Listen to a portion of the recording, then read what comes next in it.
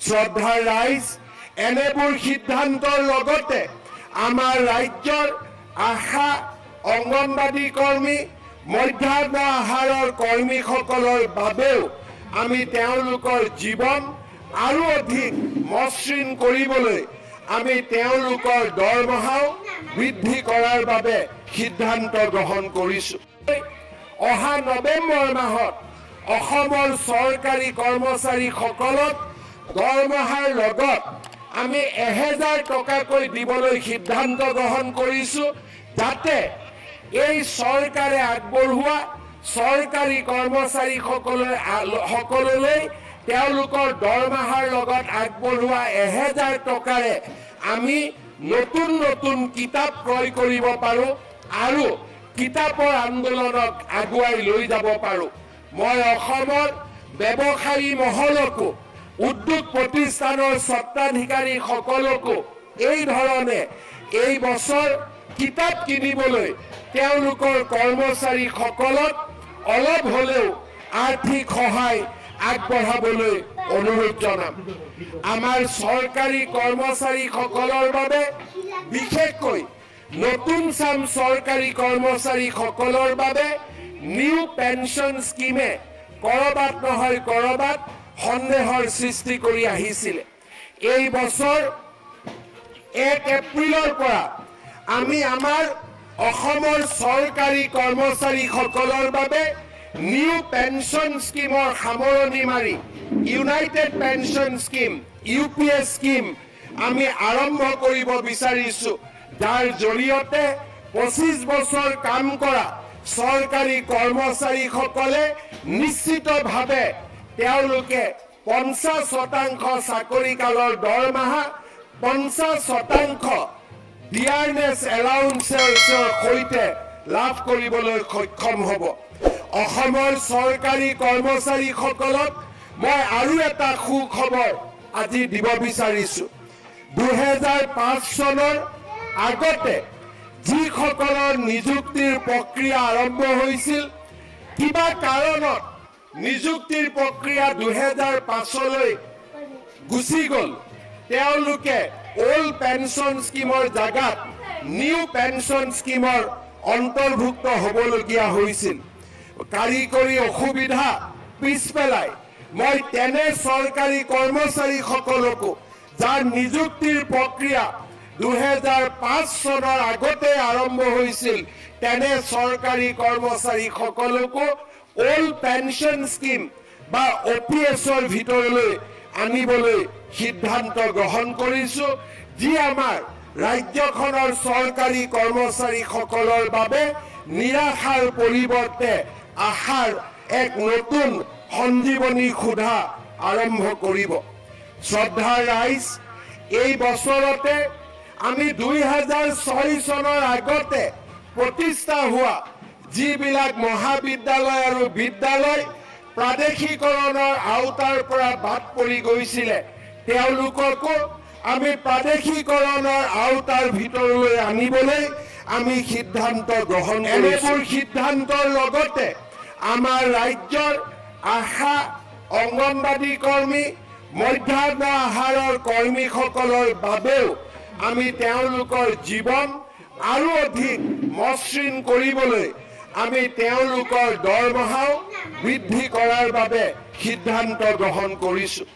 শ্ৰদ্ধাৰ ৰাইজ, এই সময়ছোৱাৰ ভিতৰতে অসমৰ অৰ্থনীতি আৰু ৰাজনৈতিক পথাৰখনক সুন্দৰ আৰু সাৱলীল কৰাৰ লগে লগে আমি আমাৰ সাংস্কৃতিক সত্তাটোকো আকৌ এবাৰ নতুনকৈ বিশ্বৰ বুকুত প্ৰতিষ্ঠা কৰাৰ বাবে সিদ্ধান্ত গ্ৰহণ কৰিছোঁ। অসমীয়ালৈ ধ্ৰুপদী ভাষা, চৰাইদেউ মৈদামলৈ বিশ্ব ঐতিহ্য ক্ষেত্ৰৰ স্বীকৃতি আৰু লাচিতৰ এক নতুন পৰিচয়ে, জগত সভাত লাচিতৰ নতুন পৰিচয়ে আমাক ইতিমধ্যে অভূতপূৰ্ব প্ৰেৰণা প্ৰদান কৰিছে।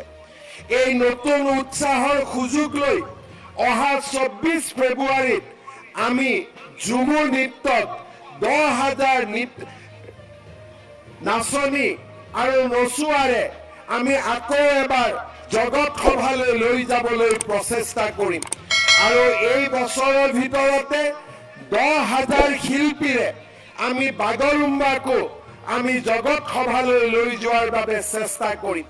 বাৰে ৰহণীয়া সংস্কৃতিৰে মহিয়ান আমাৰ ৰাজ্যখনৰ সাংস্কৃতিক চিন্তাধাৰা আৰু সাংস্কৃতিক সম্পত্তিসমূহক আমি বিশ্বৰ সভালৈ জগত সভালৈ লৈ যোৱাৰ বাবে প্ৰতিশ্ৰুতিবদ্ধ। শ্ৰদ্ধাৰ ৰাইজ, আমাৰ সাংস্কৃতিক জীৱনৰ বা আমাৰ সাংস্কৃতিক সত্তাৰ মূল আত্মা হৈছে মহাপুৰুষ শ্ৰীমন্ত শংকৰদেৱ। লাচিতৰ ওপৰত ইংৰাজী গ্ৰন্থক আমি ভাৰতবৰ্ষৰ প্ৰতিটো ভাষালৈ ৰূপান্তৰ কৰি আমি লাচিতৰ গৌৰৱ, লাচিতৰ সৌৰভক আমি ভাৰতৰ প্ৰতিটো ভাষালৈ ৰূপান্তৰ কৰিবলৈ সক্ষম হৈছিলোঁ। এই বছৰত আমি তেনে এক প্ৰচেষ্টাৰে মহাপুৰুষ শ্ৰীমন্ত শংকৰদেৱৰ জীৱনী আৰু তেওঁৰ কৰ্ম আৰু নৱ বৈষ্ণৱ আন্দোলনলৈ তেখেতৰ বৰঙণিক আমি তেখেতৰ গ্ৰন্থ, তেখেতৰ জীৱনীক আৰু তেখেতৰ কৰ্ম যজ্ঞক আমি ভাৰতৰ প্ৰতিটো ভাষালৈ ৰূপান্তৰ কৰি একোখনকৈ পুথি আমি ভাৰতৰ প্ৰতিটো ভাষাতে প্ৰণয়ন কৰাৰ বাবেও আমি গুৰুত্বপূৰ্ণ সিদ্ধান্ত গ্ৰহণ কৰিছোঁ। শ্ৰদ্ধাৰ ৰাইজ, আজিৰ দিনটোতে অসমৰ 25,000 নামঘৰ আৰু উপাসনাস্থলীলৈ 3 লাখ টকাকৈ আৰ্থিক সাহায্য প্ৰদানৰ আমি সিদ্ধান্ত আনুষ্ঠানিকভাৱে ঘোষণা কৰিবলৈ পাই মই গৌৰৱ অনুভৱ কৰিছোঁ। শ্ৰদ্ধাৰ ৰাইজ, মিছন বসুন্ধৰাই আজি আমাৰ ৰাইজক ভূমিৰ ওপৰত বহুদিনে বঞ্চিত হৈ থকা অধিকাৰক আকৌ এবাৰ আমি প্ৰদান কৰিবলৈ সক্ষম হ'লোঁ। আধুনিকতাৰ লগতে আমি পৰম্পৰাকো সন্মান জনাব লাগিব।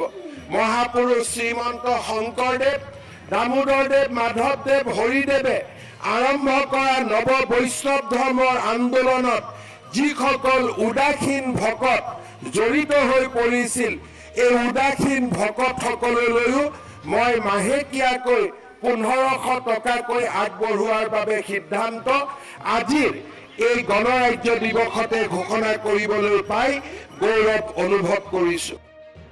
শ্ৰদ্ধাৰ ৰাইজ, ৰাইট টু পাব্লিক ছাৰ্ভিচৰ দৰে সেৱাৰ অধিকাৰ আয়োগৰ নিৰ্মাণৰ জৰিয়তে আমি আমাৰ ৰাজ্যখনৰ প্ৰশাসনিক দিশটোক এক নতুন দিগন্তলৈ লৈ যাবলৈ সক্ষম হৈছোঁ। সাংস্কৃতিক জগতখনলৈ আমি এটা নতুন পৰিচয় আনি দিব বিচাৰিছোঁ।